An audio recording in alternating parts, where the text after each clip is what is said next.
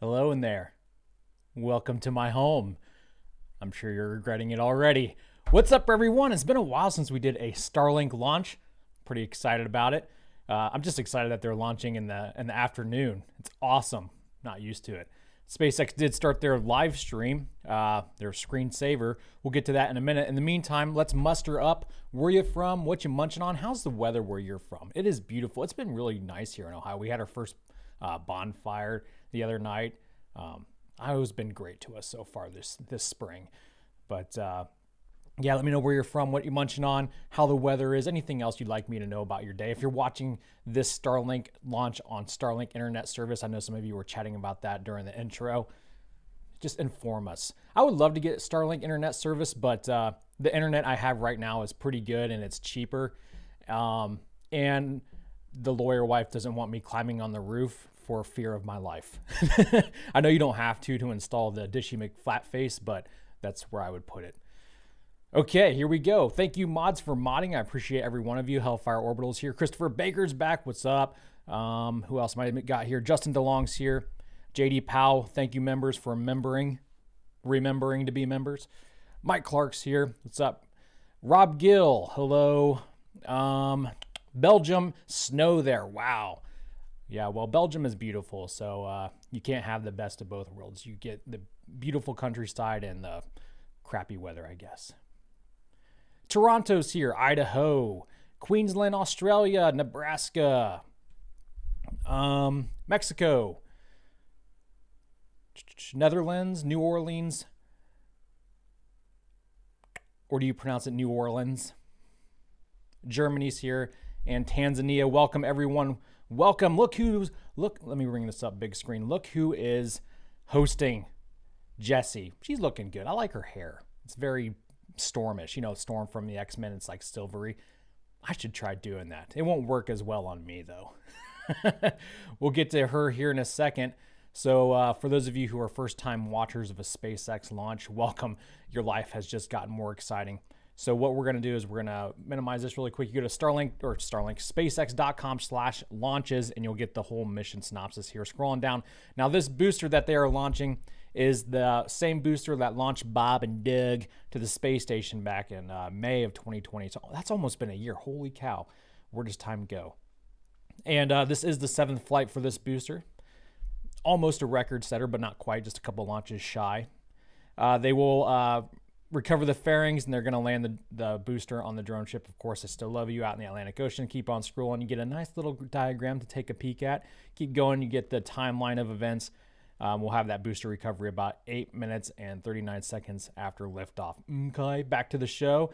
Ooh, they're talking about Inspiration 4. If you watch my SpaceX and the news episodes on Friday, or Tuesday as well, if you're a member, you know all about that.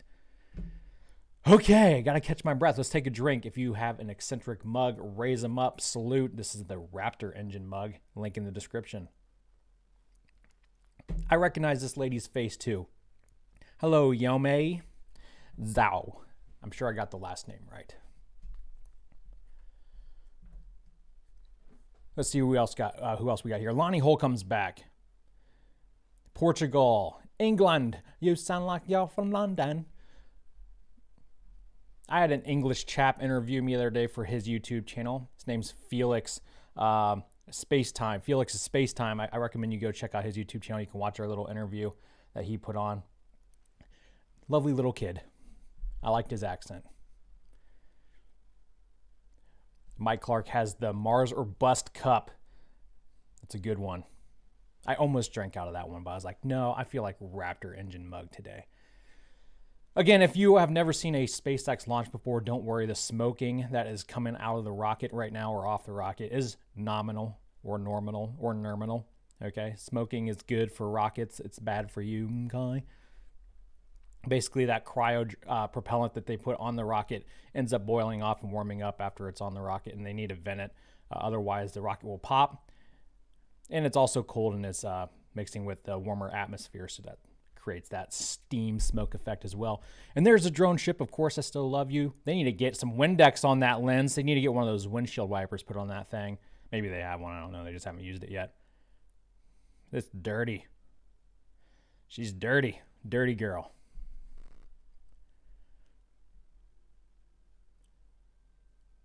Mike Warren from Scotland, what's up? Dr. Phelps from Denmark. Copenhagen suborbitals will be half of our honorable mention this week in Friday's episode. They tested their rocket engine a few times, actually, so we'll be discussing that. And they're from Denmark, obviously, Copenhagen. So make sure you check them out. There is a large nose cone, and this is called the fairing. Made of a carbon composite material, the fairing protects satellites on their way to orbit and is jettisoned approximately 3 minutes into flight.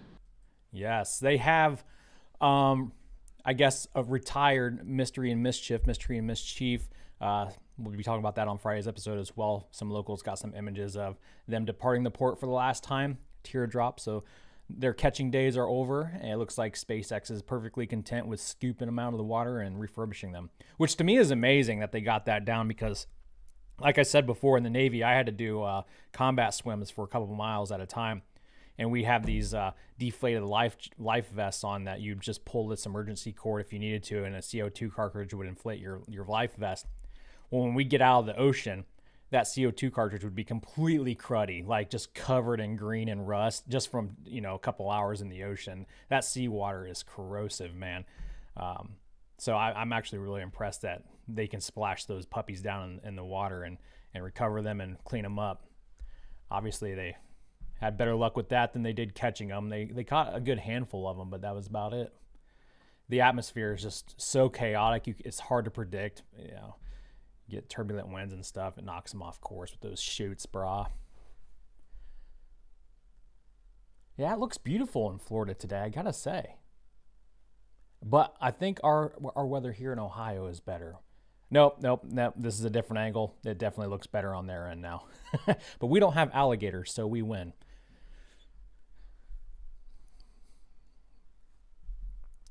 Can we get 500 thumbs up? Yeah, thanks, Christopher. If you would like to like this video, go right ahead. But also make sure if you're watching SpaceX stream, you hit that like button as well. All right, they deserve it.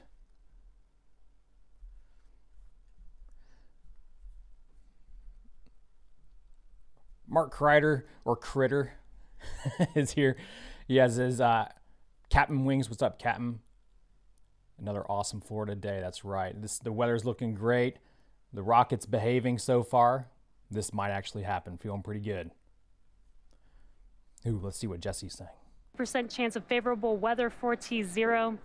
And all systems continue to be go for liftoff at 12:34 p.m. Eastern Time. If for some reason we don't launch today, we do have a backup opportunity tomorrow at 12:12 p.m. Eastern Time. In February, we announced the world's first all-commercial astronaut mission to orbit, commanded by Jared Isaacman, the 37-year-old founder and chief executive officer of Shift4 Payments, and an accomplished pilot and adventurer.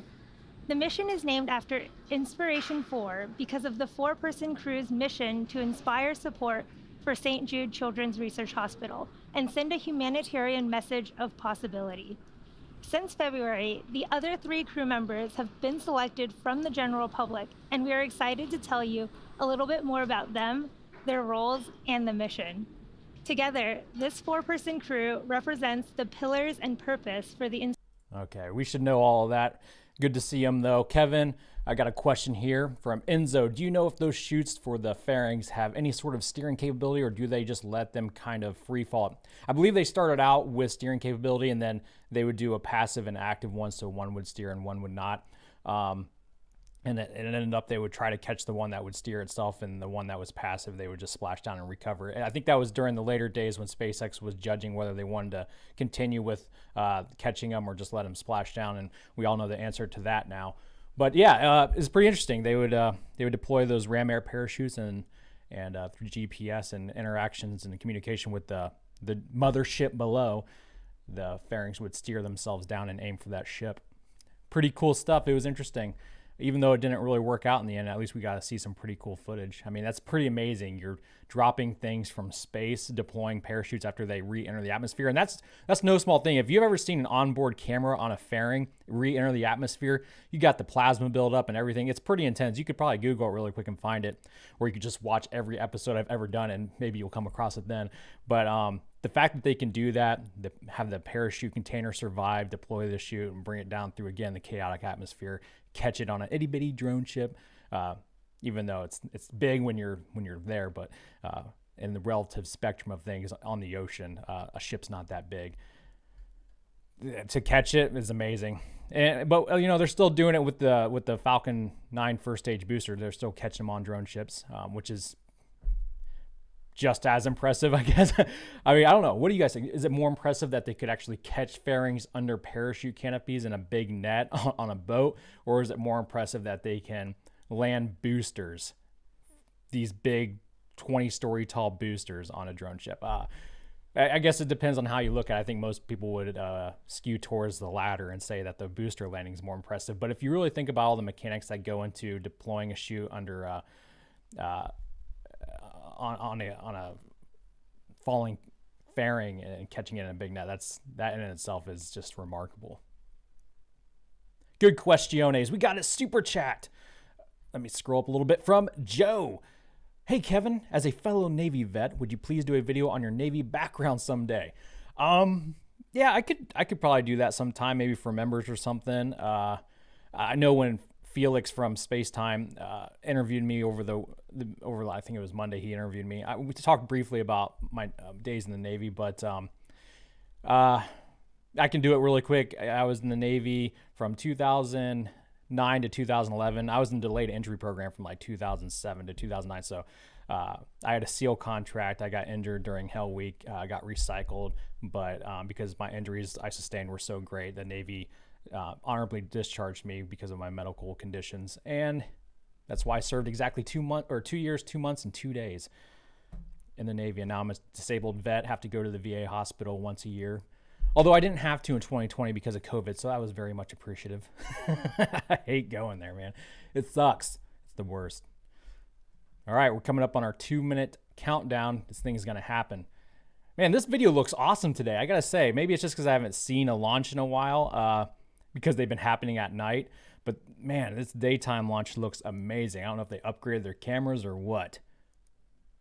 Make sure, I don't know, is it 4K or is 1080 our max? No, 1080 still our max. That's okay. It still looks awesome.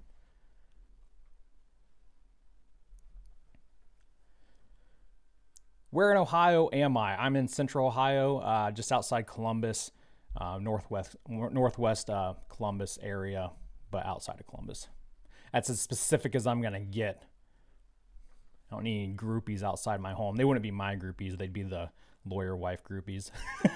Everybody seems to like her for some reason. Gosh, it's such a beautiful day. Man, I can't get over how awesome this video looks.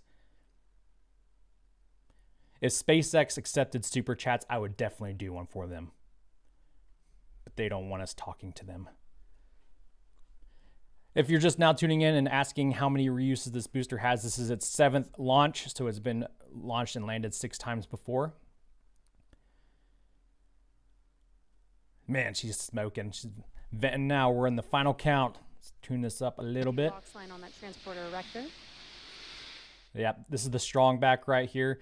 This feeds the electric and the fuel supply to the rocket and also keeps it vertical. It's already been retracted a little bit. When the thing launches, it will retract back even more. Always fun to watch, but it's not something people usually look at because they're just infatuated with the engines lighting up and seeing a controlled explosion happen. And that's really cool. I don't know if people think about this that often, but I tend to do. Every time I see a rocket launch, the thing that comes to my mind is that's a controlled explosion. It's the same thing as if you lit like a freaking, not an atomic bomb, it's not that big, but just a bunch of what's the Wile E. Coyote Acme TNT kind of thing. You know, you get the grenade kind of explosion thing. That's what this is. When a rocket launches, it's an explosion just like that, only it's controlled and it's aimed downwards so that the, Newton's third law, the propulsion goes the other way, goes up. But still chaotic. It's just controlled chaos, and explosions look for the path of least resistance. So if there's any kind of like Raptor and Starship, if there's any kind of damage going on with those engines, it will explode in any direction it can. Here we go. 8, 7, 6, 5, 4, 3, 2, 1, 0. Ignition and liftoff.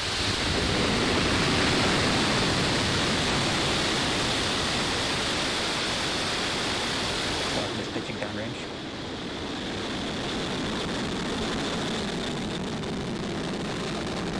Stage 1 propulsion nominal.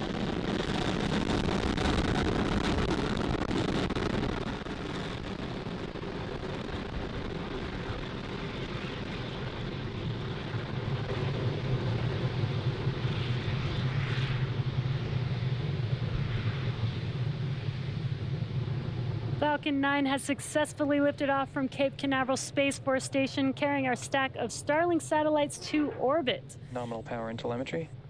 Max Q is the next major event coming up here shortly, which will now be throttling down the engines, the M1D engines on that first stage for.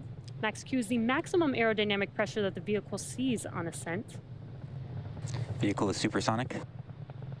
And the weather, again, is looking beautiful, clear skies with an amazing view of Falcon on ascent there. Max Q. There's that call out that we have passed through Max Q. So in about a minute, we'll have 3 events happening back to back. That'll be main engine cutoff, or MECO, followed by stage separation and SES1, or second engine start 1. Now MECO is where we shut down all 9 of those M1D engines on the first stage that you see burning there on your screen. That's in preparation for the second event, which is stage separation. MVAC is chilling in. Just heard that call out that MVAC chillin' has begun. Now stage separation is where the first stage separates from the second stage, and first stage will make its way back to Earth in an attempt to land on our drone ship, Of Course I Still Love You, while stage 2 continues on its journey with the third event, second engine start 1. That's where we light up that MVAC engine, and it will propel the second stage along with the Starlink satellites to their targeted drop-off orbit. All right, I'm going to turn Jesse down here for a second, answer some of your questions. Someone asked if SpaceX holds the record for most reuse rockets, and I have to say no. Actually, I hold that record. I have a model rocket that has launched 10 times, believe it or not. That's kind of impressive. I gotta say, not to pat myself on the back. I put little tally marks on there so I wouldn't miscount either, because I have a problem with that and I can't count very well. But no, yeah, actually, to answer your question, I know Blue Origin has launched one of their rockets at least like maybe 7 times, at least a handful of times, but SpaceX is up to 9 times reuse for a booster.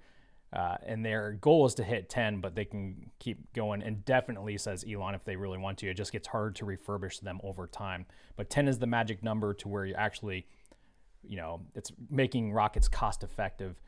But we're at 9. I believe we're at 9. And SpaceX does hold that record that I'm aware of. I don't know who else would hold it besides me.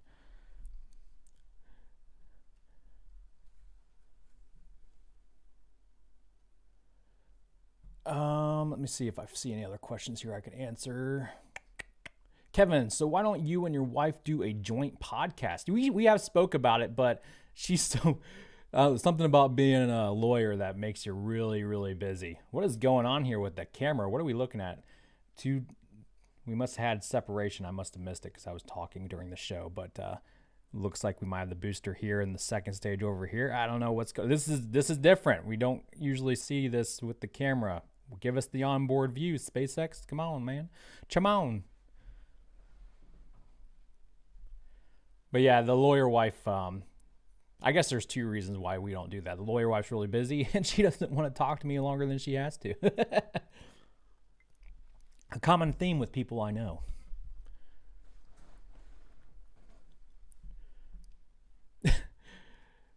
This would be much better with your commentary, without your commentary and picture. I agree, so I don't even know why you're here. So that's just your bad life choices. That's on you, bro. Good. She looks now, tan stage today. 2 Good for her. takes our Starlink satellites to their targeted drop-off orbit. Stage 1 will make its way back to Earth by executing 2 burns. The first is the entry burn. That's where 3 of the M1D engines will reignite. This helps to slow the stage down as it re-enters the upper part of the Earth's atmosphere. Now, the second burn is the landing burn, and this is the single engine burn that brings the vehicle's speed down rapidly in order to land on the drone ship, and that is that center E9 engine, which is just powerful enough to slow the vehicle down to touch down on that drone ship. Second stage is following the nominal trajectory. And we do hear that call out that second stage is looking nominal. Unfortunately, we do not currently have any onboard views of that second stage at the moment, but everything is still looking nominal so far. That's interesting. They've had camera issues in the recent past, and they've actually scrubbed launches because of it. Now, I don't know if it was because of their streaming cameras or whatever. They also have cameras inside the LOX tanks, so they keep an eye on the fuel and stuff. But I don't know what kind of camera it was, but I've never seen them. I can't think of any recent memory where I've seen them actually not show onboard video footage. But if they can keep the booster on this kind of camera, that'd be awesome. We never get to see like a panoramic shot of the booster landing on a drone ship. That would be awesome. It's very rare. We've only have a few clips of that happening, and that was like in the early days of SpaceX's attempts when they would explode. But hopefully the camera on the drone ship is still working. I guess we'll find out. We have about a little over 2 minutes till that landing happens. Yeah, quick little Starship update. So we'll talk about this again on Friday.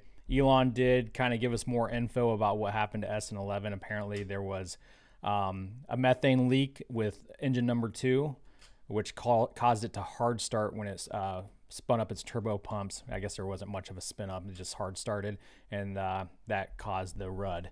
So there you go, and we'll get into that more again on Friday. We do not have the camera views right now, but we do have confirmation that it is still looking good. Again, our stage 2 is delivering our Starlink satellites to low Earth orbit, and that's our stack of 60 Starlink satellites. Entry burn shutdown.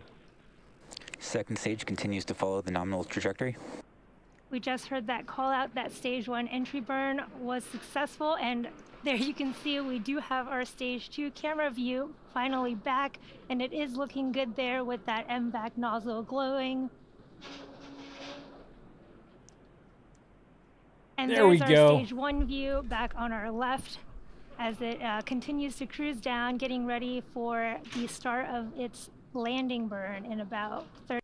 All right, to catch you up if you're just tuning in, so we got view back of the first stage booster, which is exciting. That camera's located on the inner stage, was at the top of the booster, looking down the booster toward the bottom where the rocket engines are. Those big-ass grid fins you see there are made of titanium. It's a single-cut piece, and it's about the size of a smart car. Pretty impressive. They used to be made out of, I think, stainless steel maybe, but after they'd go through the re-entry and you'd have that plasma burn build up, you'd see extra holes in in these grid fins. I mean, I don't know if I call them fairings or grid fins before, but they're grid fins. They already have honeycomb holes in them, but when they were made out of, I think it was steel, you'd have extra holes in them, if that's even possible. Whoa, they're twitching. That might be the camera connection though. This is pretty cool. Let's turn it up really quick. 30 seconds, you can see it coming down towards the Atlantic Ocean there. What a beautiful view from that stage 1 camera. Hey, we're on target. Deploy them legs. Landing leg deploy. Ooh, exciting. Dude, that came in hot, literally. What an amazing view. What an amazing view of that stage 1 landing burn. We got our cameras back just in time for that. And this marks our 79th successful recovery of an orbital class rocket. Yeah, and still impressive after 79 landings. Aluminum, that's what they were made of. Thank you for calling me out on that. Aluminum was what those grid fins were made out of. Not aluminum foil, for the record, right? That wouldn't hold up as well. Yeah, that was a pretty cool view. We don't get to see, speaking of rare footage, we don't get to see the onboard landing that much either. We always get the drone ship cam, and that tends to cut out, but they kind of gave us both there at the end. That was pretty awesome. I'll have to go back and watch that a little bit later. But yeah, that was coming in fast, dude. I love this is why I love day landing so much, because at night it's hard to see anything, although the launch does look beautiful at night, but you can see so much better in the day. And when that thing was coming in, you could see the freaking waves on the ocean. And that was awesome. It's very, very good launch today. Very, very happy with how this is turning out. Even though their cameras weren't working for half the time, it still turned out to be pretty sweet. Yeah. Yeah, they're made of, those grid fins are made of titanium. Now, what I was talking about was like with the Block 4 versions, they had aluminum grid fins. I was thinking they were made of steel, but they weren't. They were grid fins, or they were aluminum. But I'm going to wrap that one up here, you guys. I'm going to go out and enjoy this day. I promised the doggos I'd take them for a walk, and if I don't hold up to that promise, they're going to call me out on it. They will be deploying these Starlink satellites in about 50 minutes, so if you like to keep tuning in and watch the entire stream, the first link in the description below has a link directly to that SpaceX live feed. They will be deploying those about T plus 1 hour and 3 minutes. Okay, but you guys have a lovely rest of your day. If you're at work, thanks for tuning out of work and tuning in with me. And enjoy the rest of your work week. Make it productive, and I'll see you on Friday for the weekend. I'm already excited about it. Until that time, Godspeed.